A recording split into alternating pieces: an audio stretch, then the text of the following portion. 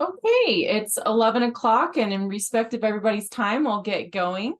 Thanks for joining us today. This is Wyoming Taxpayers Association, an economic update with University of Wyoming College of Business Dean Scott Beaulier.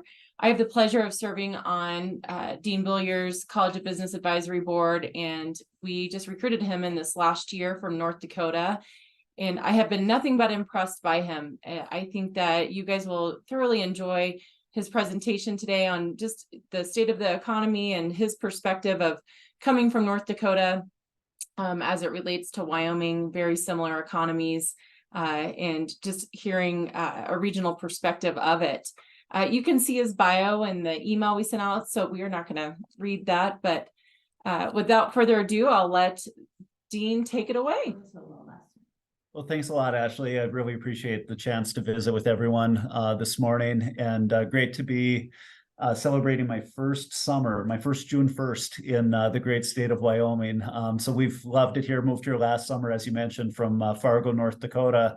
And everyone's asking how my family's doing, how things are going for us, like in disbelief that we're here and that we're happy. And we're actually really enjoying it, because any cold day this winter, when you all were really complaining about it being the worst winter in 30 years, I would just look at Fargo's forecast and it was always 20 degrees colder.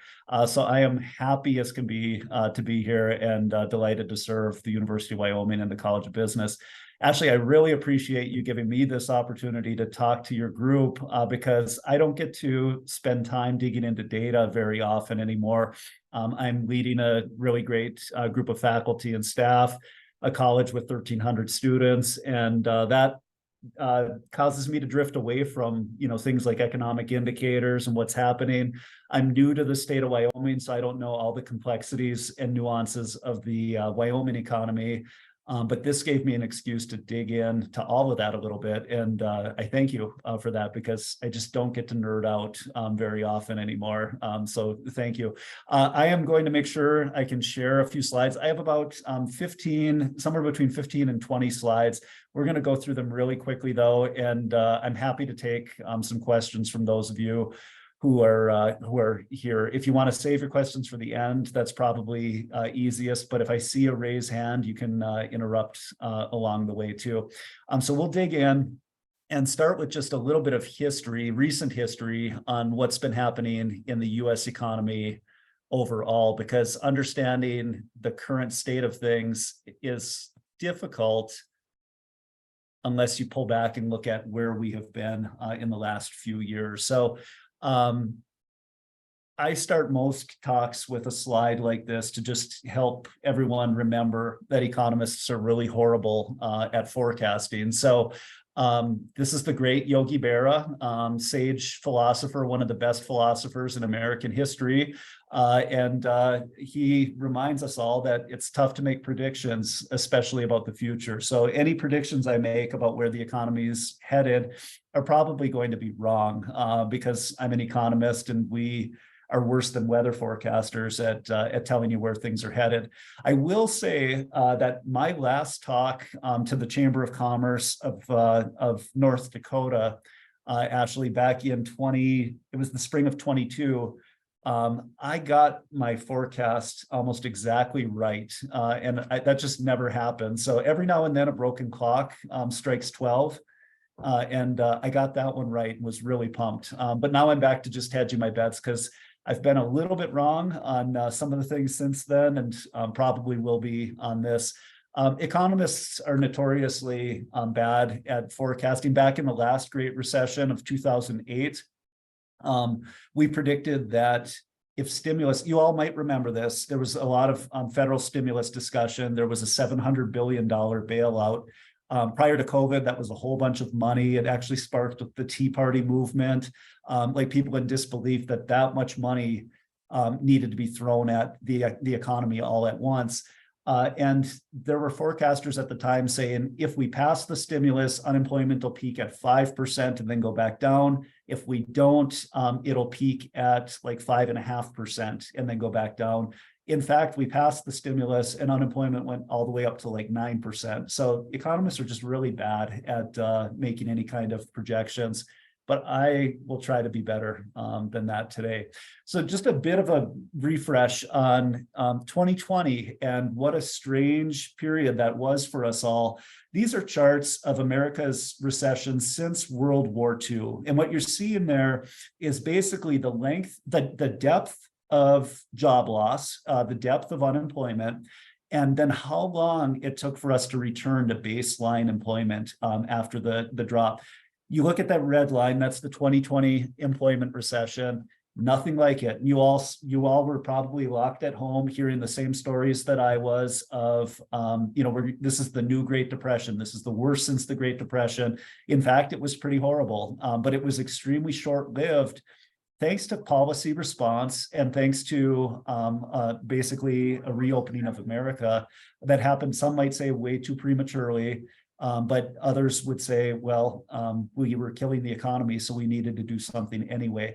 The combination of policy response and just America roaring back led to one of the most rapid recoveries in somewhat of an unexpected recovery, to where now, 3 years later, we are back and at higher levels of employment than we were prior to the 2020 recession. The American economy is continuing to roar along. This coming week, let's see, this is Thursday. I believe the employment report is out tomorrow. America will again add about 225,000 jobs to the economy. So that's net new jobs. You're losing jobs each month, you're gaining jobs.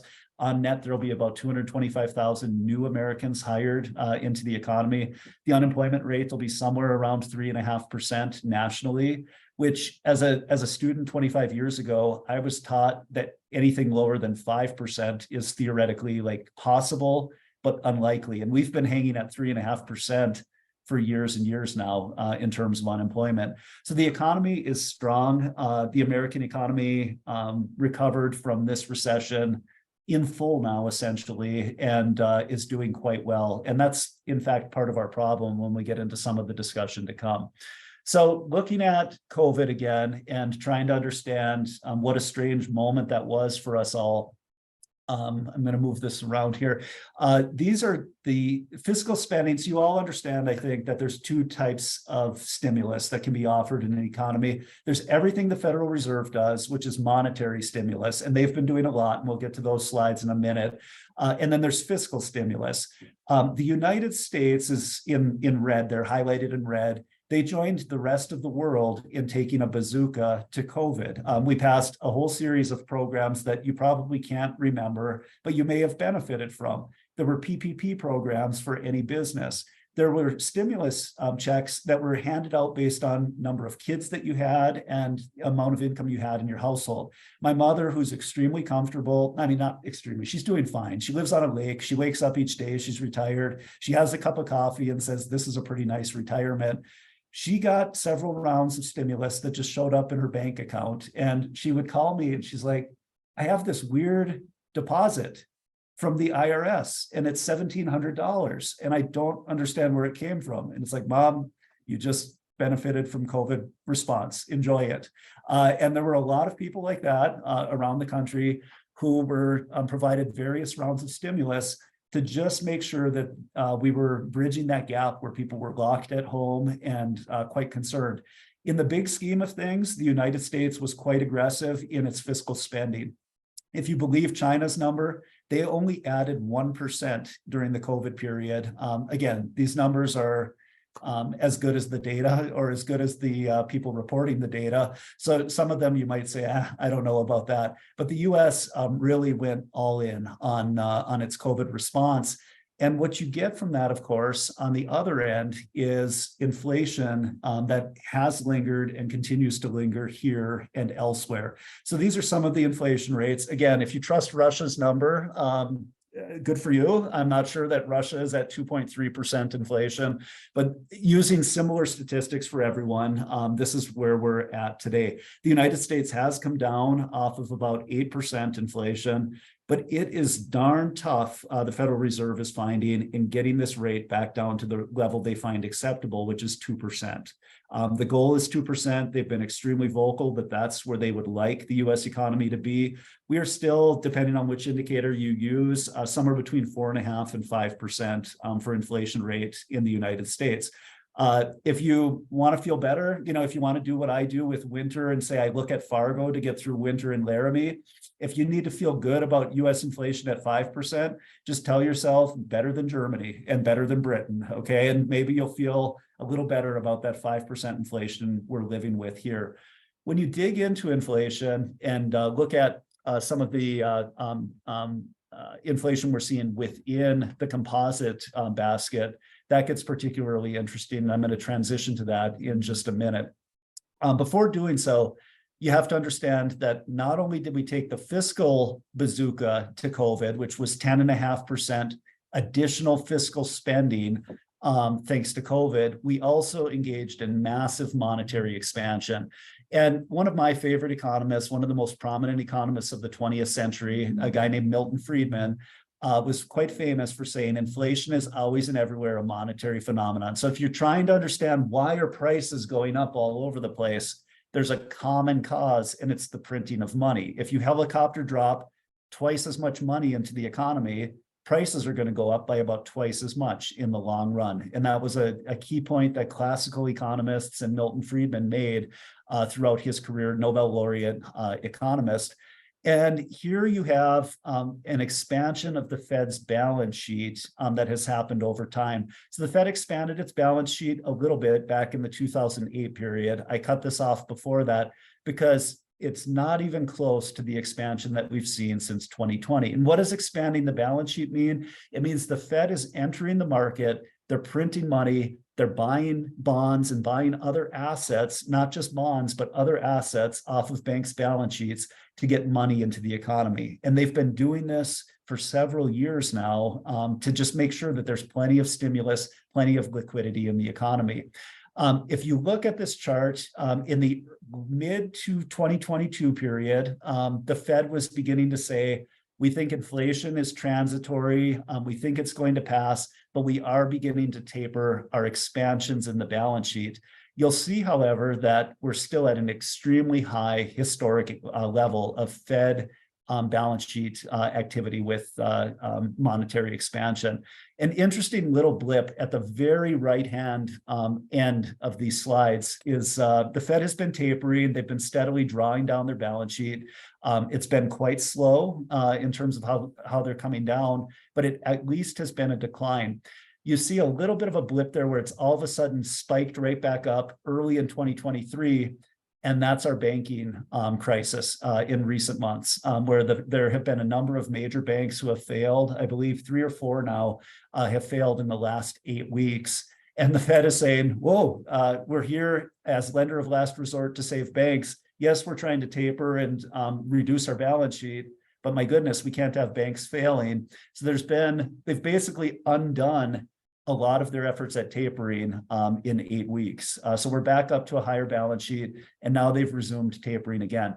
This all matters because more money in circulation. This is the point for all of you who are non-economists. More money in circulation means more pricing pressure. So more upward pressure on prices.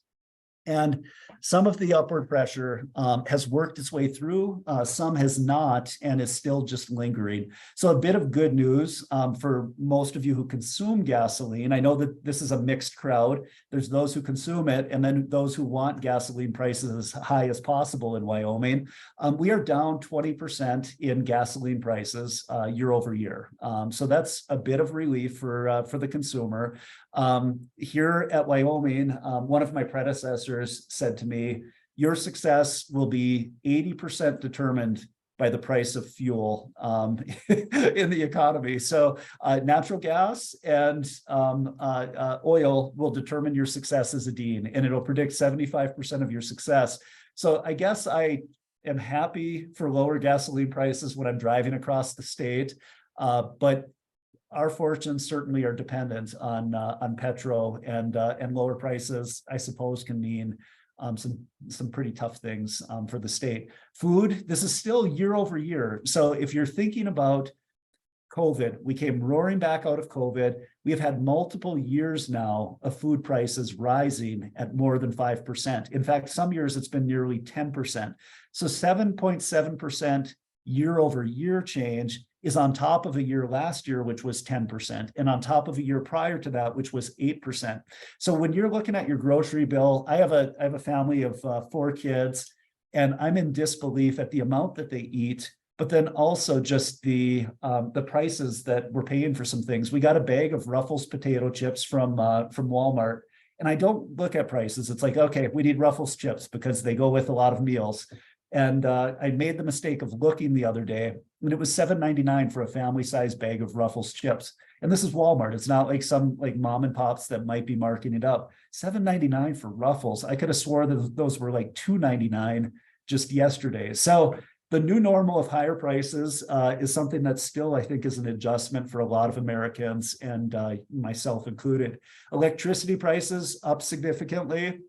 New vehicles, if you remember the bottlenecks in the supply chain early in COVID, getting a vehicle was really dicey for a while. That issue has largely worked through, where we are enjoying access to new vehicles. Parking car lots are actually back to having vehicles on them, and they're still pretty hefty in pricing. Along the same time, there was a high demand because there were no cars on lots who were new. There was a high demand for used cars, and used car prices remain extremely elevated since their 2020 level. You all may still be having this happen. I just had my Toyota dealer reach out and say, we'll take a trade-in on your Toyota right now. And I looked at the price and was like, oh my gosh, this is more than I paid for it, which seems kind of crazy. So it's a 3-year-old vehicle, and they're willing to trade it in, give me trade-in value that's at or above what I paid 3 years ago. That's all thanks to inflation. That might make me really happy. Like, oh my goodness, I'm profiting on my car. But then when I turn around and try to buy another one, it's going to be really tough. So those of you who are pedaling in the car market, I have a chart here in a minute. It still is really, really elevated. If you can hold off a bit, probably might be, well, I'm guessing prices can't remain at the levels that they are forever. Rent of primary residence. So this is, basically a 4-bedroom house, up 8.5% year over year. And there's been several years of that happening where your rent is going up over and over. Women's apparel. My wife tells me that prices aren't going through the roof in women's clothing. So there's a bit of good news there, I guess. And they're only up 3.5%. But if you look at this, look at how insane it is to be saying, well, it's only 7% this year in food. Our entire reality has adjusted where we're saying, well, 7% is not so bad. I can remember when it was 12% right after COVID. These are still major increases in the rate of price change that until COVID, we never expected and never accepted in the American economy. 2% was basically the long moderating normal for much of my adult life, from the late 1990s until the COVID mess. High inflation was not something that we ever really lived with or expected. Moving on, this is just a story for you to just try to help understand both the supply and the demand elements of our inflation problem. So this is a cabin in the Boundary Waters. I don't know if you all know where the Boundary Waters are, but it's a place I like to visit.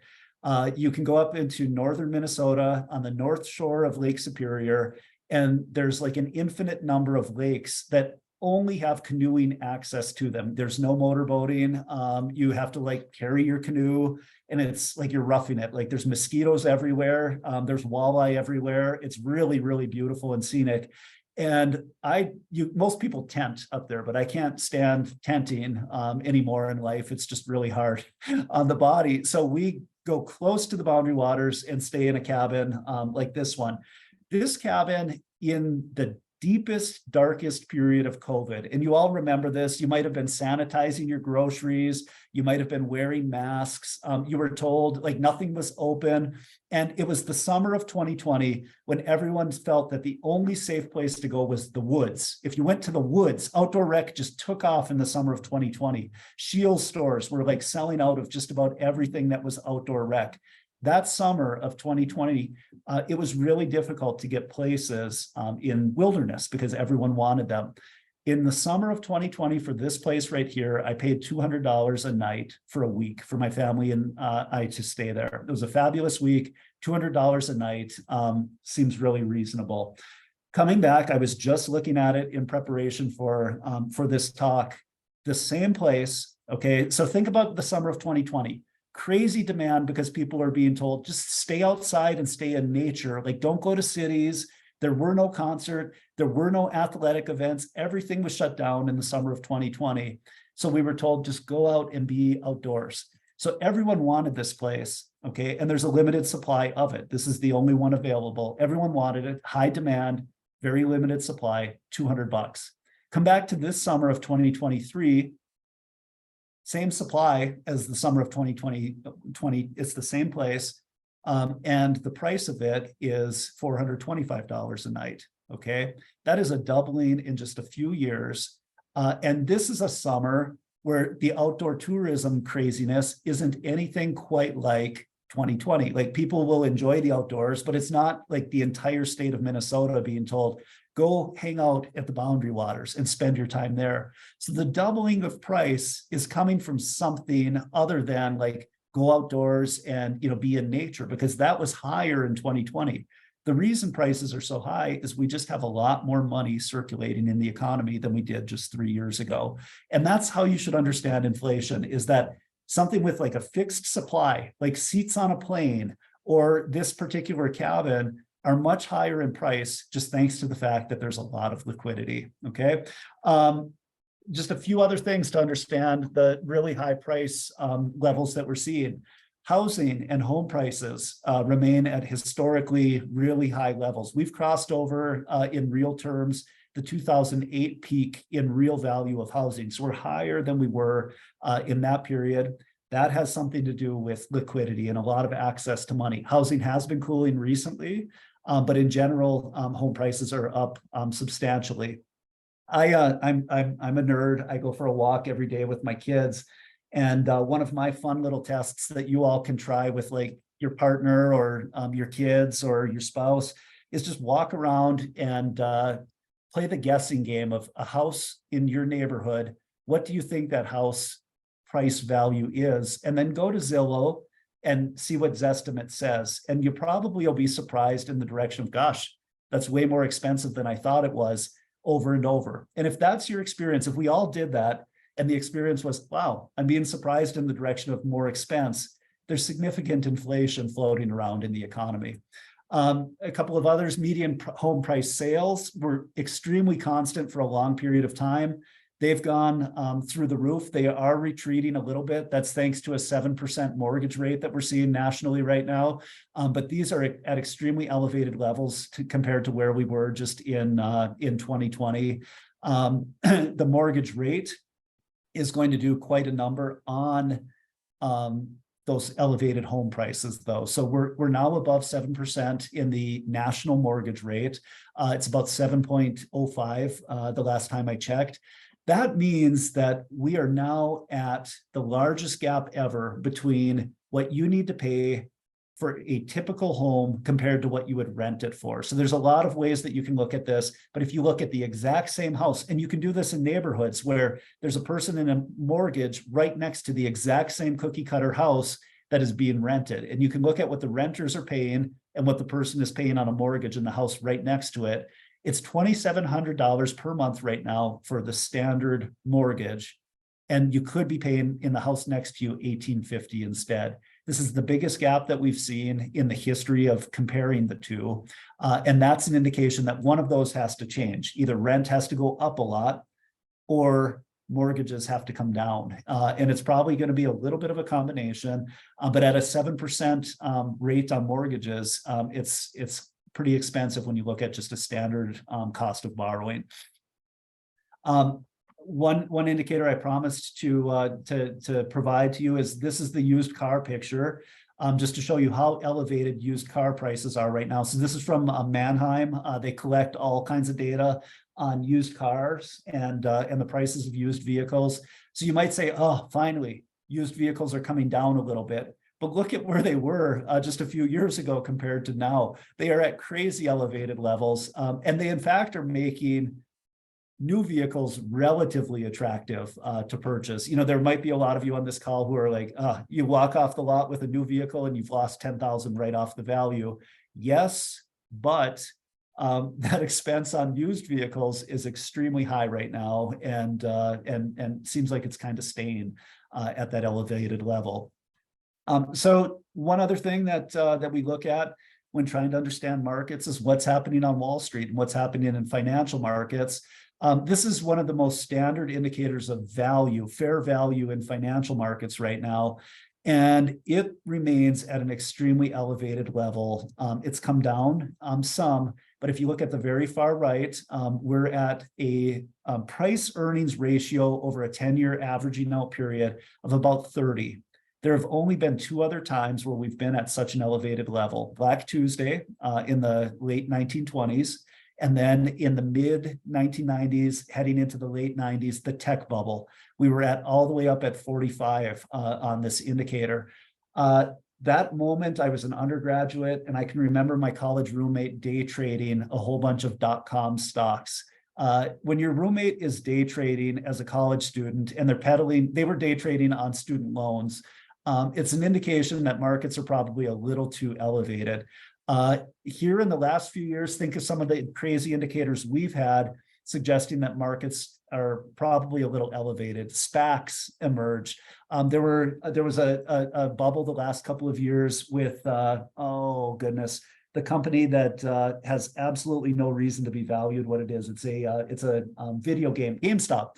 So GameStop and all of these like rushing in to buy like crazy companies that are totally detached from any kind of real value. And you have a lot of that activity, which indicates that there's money floating around. My sister, who is wonderful and should just be putting things in her 401k, opened up a Robinhood account. She's not that much younger than me. And I'm like, what are you doing? She's like, oh, I just get these texts and we all buy oil at the same time, or we all buy this at the same time. And that is stuff that in normal market conditions, people aren't doing a lot of because they get burned in it. But it is happening, and it is evidence that there, again, is a lot of liquidity floating around in financial markets right now. All of that liquidity has meant that in the last couple of years, and all of this inflation, we have adjusted our realities as consumers up in terms of our inflation expectations. And this becomes extremely problematic for policymakers, because if I expect higher inflation, I'm going to go and behave as if there's going to be higher inflation. So I'm going to demand higher salaries from my employer. I'm going to buy things now as opposed to the future because I'm worried they're going to be more expensive. And the effect of this is that inflation has a self-fulfilling element to it. You expect higher inflation, you in fact can contribute to inflation because of it. And this chart, I could have taken it back 10 or 20 years. It has always been in the 2 to 3% range. And then you get COVID, you get the response and reaction to COVID, and you have Americans now expecting 4.5 or 5% inflation. So you have the Federal Reserve trying to get inflation back down to 2%, but Americans thinking that inflation is going to permanently be at 5%. And that is a real dilemma, because if you've now attached a higher expectation to everything, you behave accordingly, and it makes the problem just that much more difficult. So I want to talk about, what does this all mean? We're in an inflationary environment. We have the Federal Reserve hiking interest rates at a rate that at just a steady rhythm and cadence that's without precedent. If you want to make a bet with me, right now it is about 53% chance that the Fed will raise again this next week. Not this week, next week. They're about 10 days out from a meeting, 12 days out from a meeting. It is 50-50 right now. I think that they're going to raise. So that'll be yet another quarter point that they hike rates. Why are they going to raise? Inflation is coming in a little bit hot again when you look at some of the most recent monthly indicators. And the Federal Reserve is extremely concerned with their credibility in being able to get inflation back down to the level that they would like it at, which is 2%. So they will keep hiking. And the reason that they're going to keep hiking, which I'll get into in a minute when we get to some of the indicators that they're looking at, is that unemployment is extremely healthy. They're not breaking anything in the economy yet. Yes, some of the banks are failing, and there have been some messiness in the regional banking market. But that is just a pocket of dysfunction, and they're not seeing the signs on the global level that they need to stop. So they will hike this meeting. They will probably hike a couple of more times, and then everyone's hoping that they're going to pause, and at some point pause, and then quickly start cutting rates and reversing direction. That bet is the bet that the market is making, that a year from now, the Federal Reserve will have cut a whole bunch of times, that rates will be back down. The Federal Reserve says, nope, we're going to keep hiking, and then we're just staying put for a significant amount of time. So that's where the action is at in financial markets. Is the Fed going to flinch on some of these indicators that are looking a little dicey right now, or are they sticking with the party line, which is we're not done until inflation gets down to 2%? And that, as you're trying to think about your businesses and thinking about where is the economy today and where is it going, is the real question is, who do you believe? Do you believe the Fed, who's saying we're not done? Or do you believe markets who say you're going to get burned on this and you will be done any day now because markets are going to collapse? So there's a lot of expectation that the economy is slowing, that we might, in fact, spin ourselves into a recession. And this would be a Federal Reserve-induced recession primarily. They will have raised rates a little too much, a little too fast, and they'll say, we're going to spin the economy into a recession because it's the only way to slow down all of this inflation that we have. So when you're thinking about recession, there's just a few common causes of it. Sometimes it's an exogenous shock like 9/11. That spun us into a recession. It can be war or a pandemic. Sometimes you can have like really screwed up policy. And right now, policy, the federal policy scene in America is not terribly dysfunctional. Yes, they took us to the brink with the debt ceiling, and that was kind of crazy, but they weren't going to go over the cliff and say, hooray, we blew it on the debt ceiling. That was just all political theater. To a large extent, policy is fairly sane right now compared to where it has been in past eras of American economic history. I am a child of the 1970s. I was born in the 1970s. I'm not a child of them, but my grandfather tells me that the 1970s were this period of complete craziness where we had price controls on a bunch of different markets. Richard Nixon was passing wage controls. You couldn't get gasoline, and there were trade wars and oil embargoes all over the world. There's nothing like that right now on the policy front that's going to mess up the economy royally. Yes, we're spending too much money. Yes, deficits are running too large, but in general, fiscal policy is in pretty good shape. The key killer of the economy, and this happens again and again, will be the Federal Reserve, and it will be Federal Reserve error where they've just made a mistake and they didn't quite have it right on where the economy is relative to what they were doing with interest rates and their balance sheet. And that's the big concern right now, is that the Fed is quite possibly killing the economy and they're not aware of it just yet. So here are some indicators that you all should be watching in the coming months because they're looking like a slowdown is actually happening already, and the Fed just might be a little behind the curve in that piece. So the Fed's completely focused on prices, and they might be missing the boat on what some of these other indicators are showing. So first, new home sales. These are the 5 that I look at and say, this is a real mess for policymakers right now. First, new home sales. The big picture number is not bad. New home sales are still strong. They're up 11%. Things seem to be going pretty well. If you look underneath that indicator, though, there's data on investor purchases. And in the first quarter of this year, Q1, investor purchases of homes in some of these big national markets are down 49%. Tampa, Florida, for example, down 55% in the first quarter. So investors come in, they buy properties and then they rent them, they buy properties and, turn them into, like homeowners associations. They do a lot of different things that fuel high prices in the housing market and that fuel demand for housing and new home builds.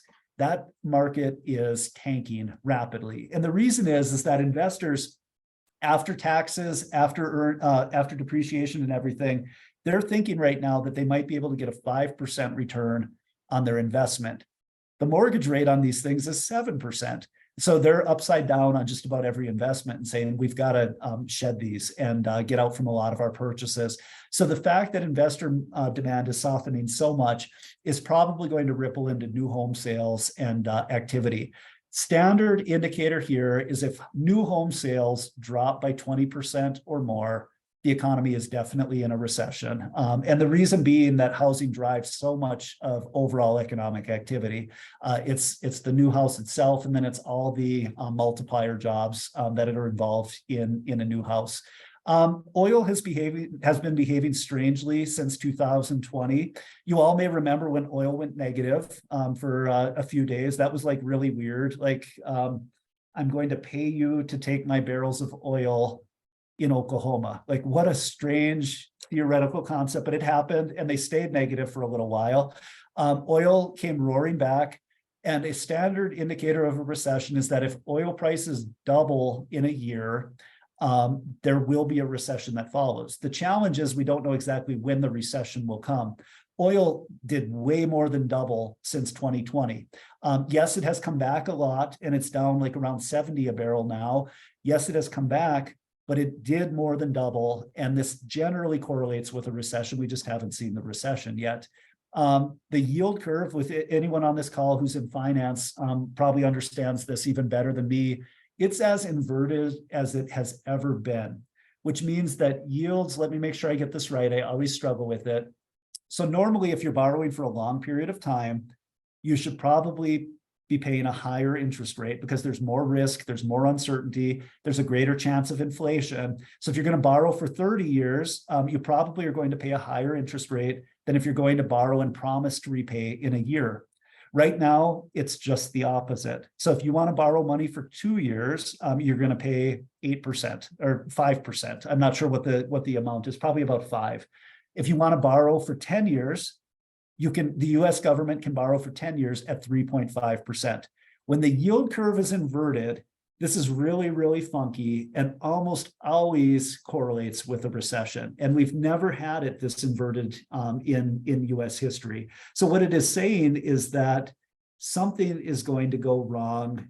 Either we have the long end of the curve wrong, or the short end, and one of these has to correct. So normally, if you're borrowing for a short period of time, you should be getting less yield than in the long run. But right now, it's just the opposite. And that's really, really weird. And it doesn't seem like it's showing any signs of relief anytime soon. So the longer it's inverted, the stranger it is for economists and financial commentators, but also just the more dangerous it is in terms of what it's signaling in the way of economic policy. Heavy truck sales, really important to watch. They really tanked in our last recession. This is, again, a big purchase. And we're talking like heavy trucks, like the great big ones to like build roads and like go into the Gillette mines and stuff, like this great big monstrosity, like the tires that are the size of my College of Business. Those vehicle sales, if they slow down, also have this multiplier effect on the rest of the economy. So watch that. And then the last one, that is quite concerning currently is so the stimulus has dried up. The federal government is not spending nearly as much as they were in 2020. The Federal Reserve is raising interest rates rapidly. So this means that it's more costly to borrow. How are Americans continue to spend? In the last month, Americans spent, the rate of increase in their spending was 0.8%. So in 1 month, so if you were to annualize that, that is a 10% increase in our spending as Americans year over year. They're increasing their spending at a 10% clip. Their incomes aren't increasing at that rate. The federal government is not giving them more money, and the Federal Reserve is done giving them cheap money. So how do you cover that increased spending? You borrow and you use credit cards to do it. So the American consumer right now is at its highest level of delinquency since 2008. 2008, it was all clustered in subprime, like very low income pockets of the distribution. This time, it's every category of the income spectrum. So high net worth borrowers. I get paid okay as the business dean. There's more of us who are at the high end in delinquency, and then there are a number of really high, not high. There are a number of low income people who are in delinquency at rates that we have not seen in 15 years. This is extremely concerning because what do you do with delinquent credit card borrowers? Do you rinse it and let them head into the bankruptcy, or do you try to like deal with it by bailing out? If you bail out, you're putting more money into the system where we already have 5% inflation. So these are the things that suggest all is not well in the American economy. The Federal Reserve knows this, but they have this other problem on their hands, which is really ticked off people that we still have 5% national inflation. So these are the things I encourage you to watch, and that I wanted to just say are the things I watch when I have a little bit of time. Now, I wanted to turn to just a few Wyoming details and just provide a couple of things that I'm observing here in Wyoming. Again, I am going to hedge this heavily. I'm the new guy. I don't know the state very well, but I was, as Ashley mentioned, in North Dakota, saw a lot of similar things in terms of North Dakota's economy behavior and how it behaved. So first, unemployment rate in Wyoming, extremely strong. It is a red energy state that is in the group of states that's rebounding much more rapidly than the blue states. So if you look at the states that were longest in lockdown mode coming out of COVID, and they're blue politically, they have been extremely slow in job recovery. Now you can blame that on like politics, like, oh, they have more barriers in their economy, they're unionized, yada yada. Or you can just say it is due to energy, it's due to just good policy. But there is a significant difference there between Texas, Arizona, Idaho, Montana, and the rate of growth that we're seeing from them relative to Illinois. I was just back in Michigan, where I'm from. Michigan is continuing to just kind of move in fits and starts as it tries to recover. And that's been just an interesting, great separation that has happened post-COVID, is that you're seeing two types of state recoveries. California, doing okay, but not great. And then you have a bunch of states that are just roaring. Within the states that are roaring, Wyoming isn't Idaho. Idaho is still red hot in terms of coming out of COVID. It reopened. A lot of people wanted to move to Idaho. Boise's like a really hot place. It's like another Jackson in terms of growth and excitement. And they're enjoying extremely high employment growth relative to Wyoming. North Dakota is booming along, doing quite well. So Wyoming has returned to its pre-COVID employment level, but their trend line, I should have maybe put a chart in here, but their trend line is much flatter than some of these roaring states like Idaho and Montana. Montana's probably got the what's the show, the Yellowstone effect going on. I was in Bozeman, Montana a couple of months ago, and they're all just complaining about Los Angeles. The whole town is people from LA who've moved in and like made everything expensive. So Wyoming doesn't have those problems except maybe in Jackson, but it is bouncing back and doing quite well. State GDP, Ashley probably knows this. She's got a couple of our students there who crunch these numbers all the time. State GDP in Wyoming in real terms is still nowhere near Wyoming's peak in 2008, which is absolutely fascinating to me. There just must have been money floating around in this economy 15 years ago, like we can't even imagine. That was energy prices, oil prices at like 140, 150 a barrel. And Wyoming has certainly come off of that trend. Income per head, though, it has been climbing for the last several years. We're above 70K. That's above national trends in income per head. And all of this rebound in state revenues, thanks to commodities, is leading to significant stability currently in state reserves, state revenues, and rainy day funds. A few things that I do see here that are just a little bit interesting, and it's purely observational on my part. This is a really easy place to do business. it just, when you look at just how business friendly it is, there's not a lot of impediments. You ask people, what are your challenges? And I'm the business dean. I'm out in communities and asking restaurant owners, what are your challenges? And business owners, what are you running into? And it's a bit Laramie biased. This is where I live and spend a lot of my time, but there isn't a lot that they have to complain about on the tax side. The regulatory side, however, is just a little more complicated, and there's just a lot of like local stuff that can get in the way of doing business. So on the construction side, for example, Wyoming is on the heavy side of things when you look at some of the difficulties and challenges in just getting new housing going. And housing prices for the new guy here actually were quite surprising to me in terms of what you have to fork out for a home in little Laramie, Wyoming. It's like, wow, this is kind of crazy. And you run into it, you learn that it's a water issue, but then the water issue is all encumbered with like city politics and a bunch of challenges on, well, we're not going to pay for it. And the city saying, we're not going to pay for it. And then you run into other issues of like lot size requirements and things that are typical of any city. But when you're thinking about Wyoming, you're like, gosh, I thought there would be less here. I thought it'd be more like Houston, Texas, in terms of just the ease of like starting a new house or like knocking something down and putting something else in. And it's a little more sticky than you would think. I look around at my local area here in the southeastern part of Wyoming, and it certainly seems like the Front Range is coming and continuing to come. I run into some people who are terrified of that, like, oh my goodness, it's going to come up the hill to Laramie. And I don't think it's coming up the hill to Laramie. That hill is pretty intense to get over in the winter. But Cheyenne certainly is benefiting from Fort Collins growth, and I think that's going to be a source of diversity in this one little corner of the state. Another thing that I think is worth thinking about, or just you might not like this, but there's probably the next Jackson hanging out somewhere in this state or in Idaho or in Montana, and you just wonder if that place is about to be discovered and what it might mean for our state's fortunes. I was over in Saratoga this weekend. Is it Saratoga that's next? You don't know it before it happens, but I mean, Bozeman was just a little college town, and it has exploded completely in just 30 or 35 years. Jackson was a town. I mean, I was over in Jackson a few months ago, and someone was lamenting that he can no longer take his horses into the town square.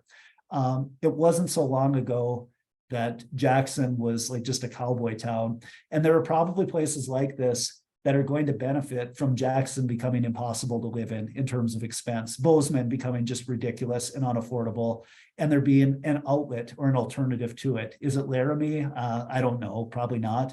But there could be places like that in the state that make Wyoming, the next great Wyoming town, something that's right around the corner. When I look at the big challenges that I've highlighted on the national level, those here in the state of Wyoming, when you look at workforce issues, are even more severe than national. Why? Well, we have a rural population, and rural populations drive a lot. I was just back, I'm from Michigan's Upper Peninsula. I was just back in the UP for a vacation. I cannot believe how much we drive around when I'm back home. My hometown is extremely remote.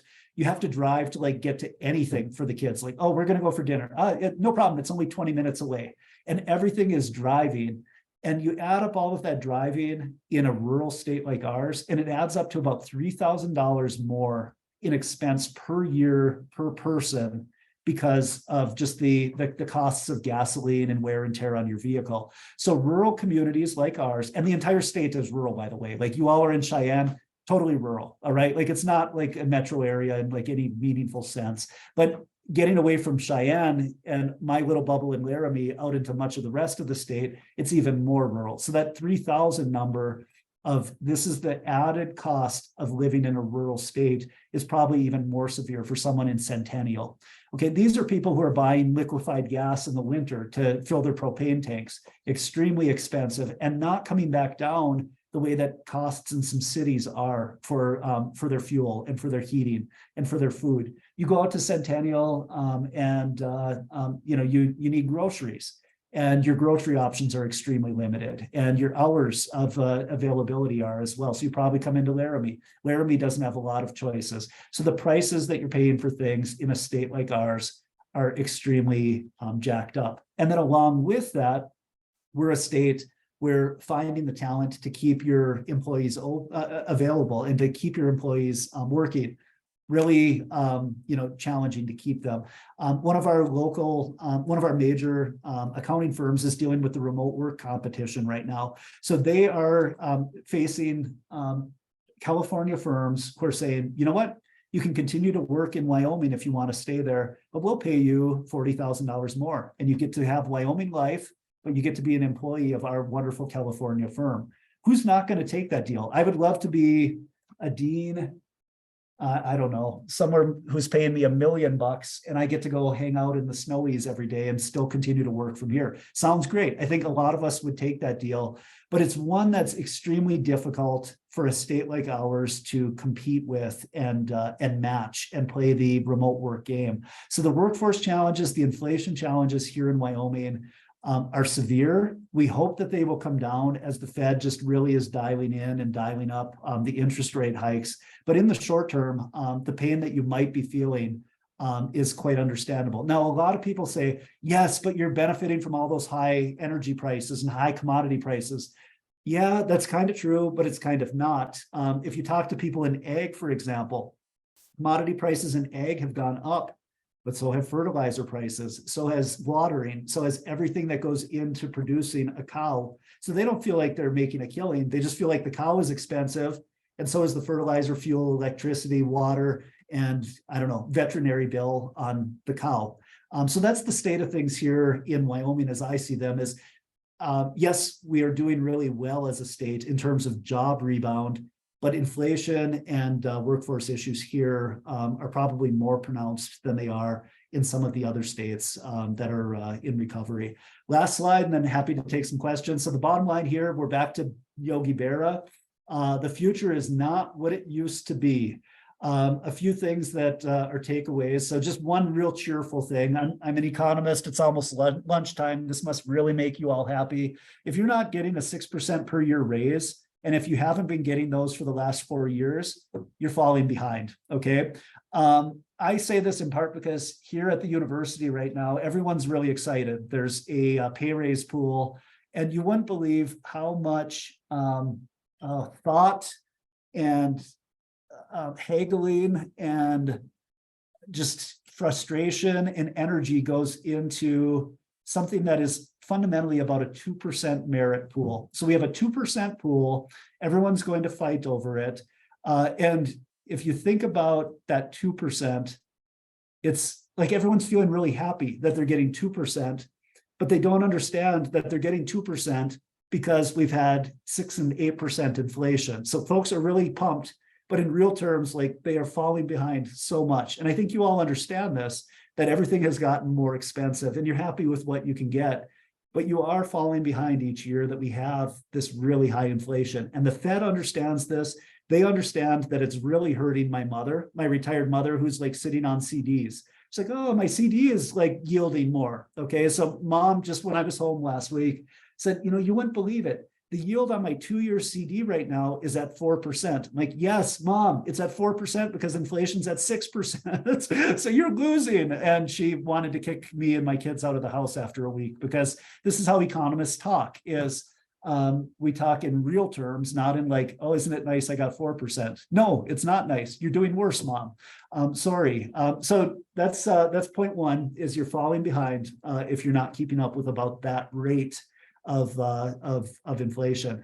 You all should be watching two key things. If you took nothing else away from this talk, watch the housing market and watch the unemployment number. It's once a month. It's every Friday, first Friday of the month. That is going to determine interest rates and the interest rate trajectory for the next year. If that stays at 3.5%, if it stays under 4%, if job growth remains in that 200,000 range, the Fed has carte blanche to keep raising rates. And if they keep raising rates, it's going to mean things for you all in terms of your borrowing costs, in terms of that next used vehicle, in terms of your mortgage rate. And they have no reason to stop until they see something really breaking in the unemployment rates. State finances have surprised everyone coming through the pandemic. One of the programs that you all may be familiar with that was like a national program meant to stimulate the states. All of this federal funding, some of it is WIP here in Wyoming. North Dakota had, I don't know, they had a whole bunch of money. So every state got just tons and tons of money from the federal government to just invest in infrastructure and stimulate the economy. It's turning out that a lot of that money, I'm going to say this in terms of the trend line, not in terms of, it's not a political point of view, but a lot of the money wasn't really necessary. We recovered and we returned to trend state growth and trend state revenues. So state revenues are like way, way up across the states. And we returned to it, and we would have returned to it without all of this federal money. But we have it, and it's still floating around on the balance sheets of different states. It's helping Wyoming, of course, like you would take it if every other state is taking it, but we really didn't need it because the economy came back far faster than anticipated in the early days of COVID. Workforce challenges are going to continue, and that's going to be the case until something really, really breaks. And the little bit of regional banking breaking just isn't enough yet for the Fed to back off their policy trajectory. And then the bottom line is that, the pandemic has officially come to an end. It came to an end a couple of months ago. Eventually, cheap money comes to an end too. And that's at the core of everything I'm discussing with you. Is we understandably approached COVID by throwing everything at it. And that included really cheap money. On the other end of that is what we're dealing with now. And it's a slog. Trying to just put the genie back in the bottle on cheap money takes years and years. And it takes tremendous, tremendous courage on the part of politicians. And right now, markets are betting Jay Powell, the Federal Reserve chair, does not have that courage. They're expecting him to blink any day. And that's the real question for your finances in the next couple of years ahead. Will he blink, or is he really another Paul Volcker who's going to be courageous and get America back down to the rates of inflation that we all want to be at for the long haul? So I'm going to stop sharing. Happy to take some questions. And Ashley, thanks again for this forum. Just wonderful to talk econ for a little while this morning.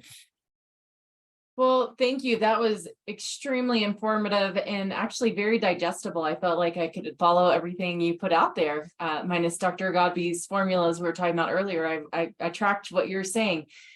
So we did have a question. Is this sustainable with what the Fed Reserve's balance sheet sustainable? In your opinion? Yes and no. I mean, the Fed can do whatever it wants to its balance sheet. They have a magical thing that the rest of us don't, which is printing more money. So they can just print money. They can buy assets to expand it. But it's the unwind that's particularly difficult, because how do you unwind a balance sheet? You can either let the bonds you've purchased just expire, like basically run their course and get off of your balance sheet that way, or you have to go back into the market and sell things into the banking system. So banks buy things off your balance sheet, and what they're doing by doing that is taking money out of circulation.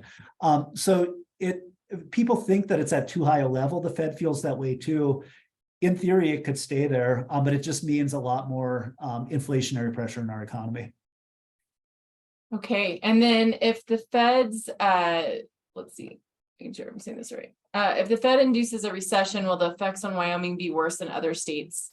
That's a great question. Totally depends on energy. So if you look at 2008, North Dakota and Wyoming were the darlings of the country. So we had in North Dakota, Texans moving up and becoming wildcatters, or oil guys, because energy prices were just going bonkers. So I think that the Wyoming economy is acyclical in terms of what's happening to the national economy. Not going to move around a whole lot with the national economy unless energy moves with the national economy. And so there's your concern, is that the typical recession, energy prices plummet right along with the economy.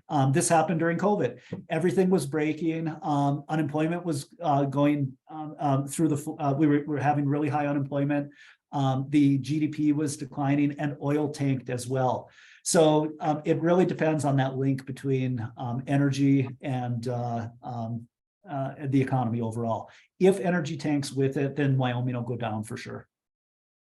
Okay, and that brings us right to 11:59. So, it's between us and lunch. I think you did a great job of really encompassing the national and state trends and gave me a lot to think about. So we appreciate your time today, and we'll just all give you a round of applause and Thank you. see you on the flip side. So I will see you in Sheridan. sounds great. Great. Thank you. Thank you.